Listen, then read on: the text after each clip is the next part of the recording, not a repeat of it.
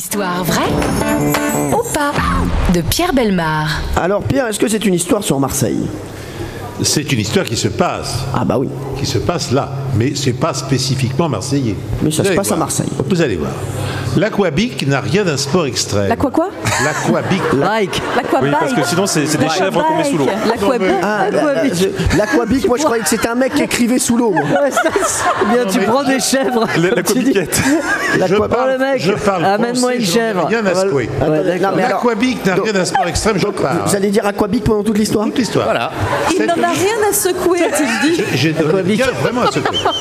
Cette nouvelle discipline à la mode qui consiste à immerger un vélo d'appartement afin de maximiser la perte de poids. Maximiser, dites-moi ça en américain. Maximizer. Ils n'ont pas trouvé le mot, ils ont pris le mot Maximize. français. Oui, ils ont pris le mot latin. Oh, il est énervé. Ah, non, mais c'est vrai. Bon. Allez-y, écoutez Pierre Bellemare. Il y a vraiment un snobisme dans ce domaine assez Non mais grand. je suis d'accord avec vous Pierre. Séduit un public de femmes de tout âge et de toute condition physique. Donc à Marseille, sur la plage de l'Escale Borelli, face au 8e arrondissement, un groupe d'aquabiqueuses s'est formé.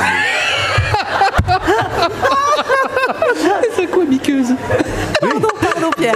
C'est plus amusant.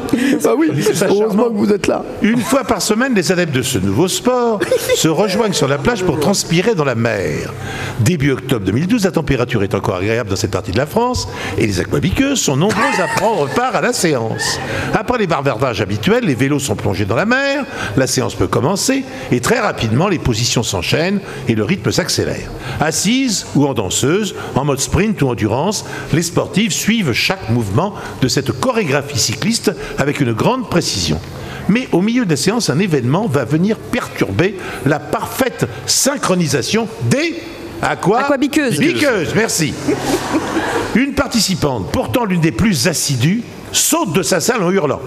Les filles se retournent vers elle et constatent incrédules qu'elle est prise au piège entre les tentacules d'un poulpe. La femme se débat de toutes ses forces.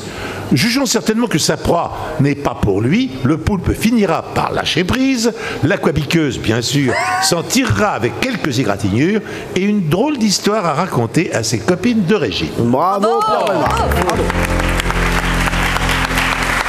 Il a un talent fou.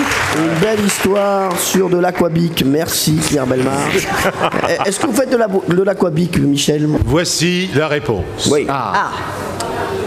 Alors, c'est au bord d'une mer qui n'est pas bleue que se passe cette affaire. Une mer qui est plutôt grise.